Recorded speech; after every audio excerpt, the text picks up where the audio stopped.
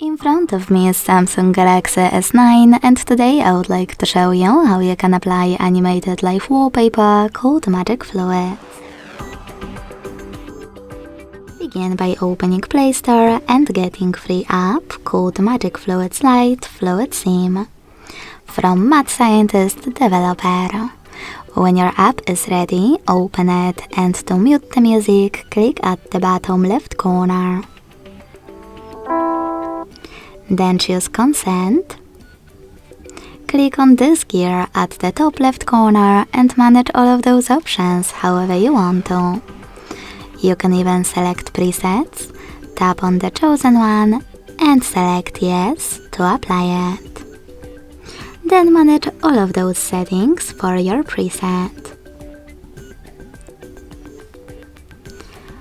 Following that, hit this X. Select those three lines at the bottom right corner and click Set as Live Wallpaper.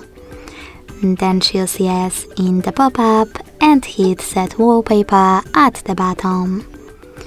Lastly, click on one of those options to decide where you wish to apply it.